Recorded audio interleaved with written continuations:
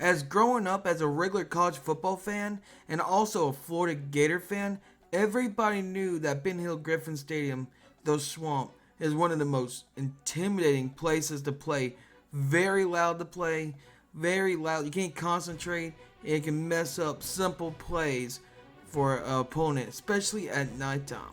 Since 2022, well, the Swamp has not been the same.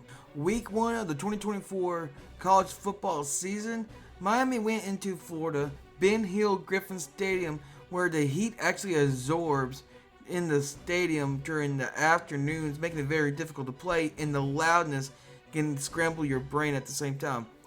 During that game, it was like the fans not even there. It's like all the life of what it used to be the Swamp has been drained out. Basically, no fans were excited about nothing. While that continued, Miami crushed Florida 41-17, over 500 yards of total offense and almost 400 yards in just passing the football.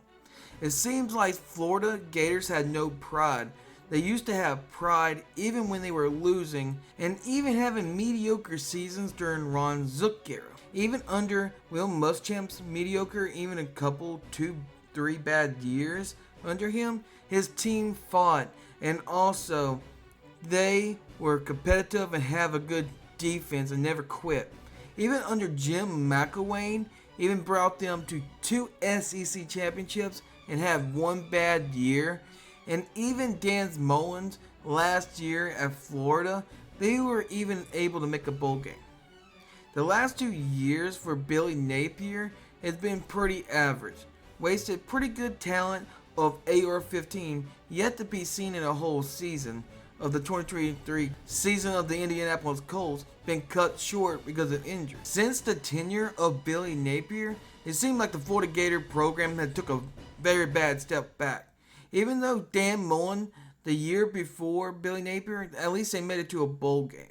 This game in particular showed how much this program, the Florida Gator program, and the elite football program has fallen in the last 2 to 3 years. This game was the biggest blowout at home for a long time for the Florida Gators. The crowd was not in it because they couldn't get excited. The players were being lazy and lofting off the field and onto the field. The offense were sputtering, no very good front line. And also the defense were playing way too far back, not up close and getting physical. Also unnecessary penalties and a lack of preparedness on the coaching staff. 2024 is supposed to be a year that Florida actually proves everybody wrong in the college football world, that they are back and this coaching staff know what they're doing. Well, it did not show anything like that in the first game of the 2024 college football season. And it was at home, where you think it'll be the most intimidating crowd. Even Cam Ward, the transfer from Washington State, now Miami Hurricanes quarterback, said even their practice field is louder than this. In year 3 of the Billy Napier era, it showed how much it fallen off. The college football program, the elite program of the Florida Gators really fell off. And it came to the head during this game and showed every flaw imaginable. Billy Napier tenure through 2 years and 1 game, he is 11-15 as a total record. He is 1-10 versus all rivals. That is enough to get somebody fired. More than an overall record. The number one thing as a college football coach or any coach, and even in the NFL, is the rivalry record. And that will get anybody fired. His overall record versus top 25 teams isn't that much better. With that start and that kind of hype they produce for the upcoming season, and just to have a big blowout embarrassment of a loss at home, you don't see him being the coach of Florida much longer. But things can change. He got a whole year left, but it surely don't look good. And also, I think Miami Hurricanes was a good team anyway. Their defense was good. And maybe the Miami Hurricanes will have a great year and have actually a great team, maybe a playoff contender.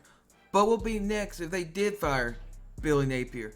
Well, they couldn't get Dan Mullen back. Even if Florida wanted to hire him back or even considered him, Dan Mullen was out scheming people. He believed he can out scheme anybody.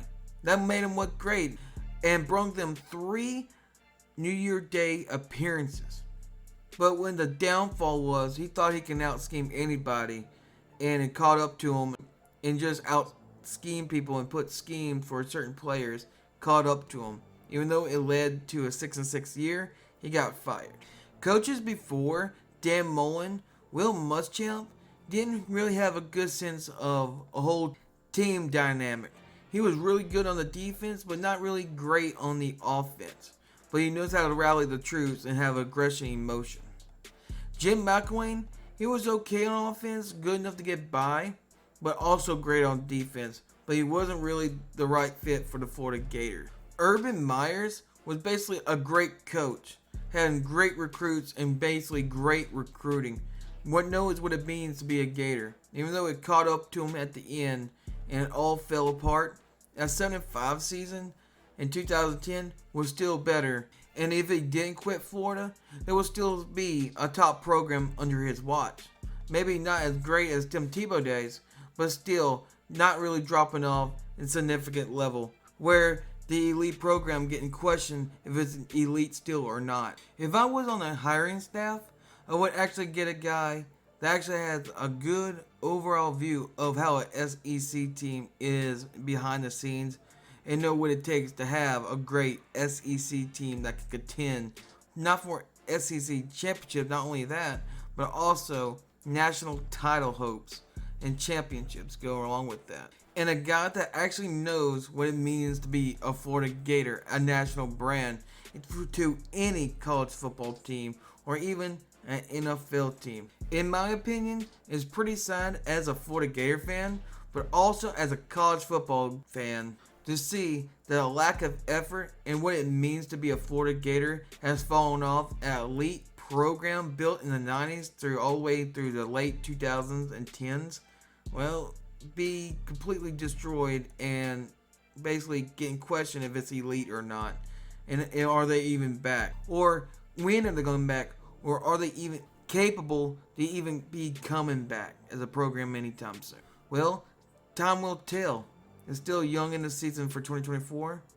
But looking back at this video a year from now or 10 years from now, we will look back at this video, we look back at this game, and see how far an elite, mighty program has fallen off over a few years.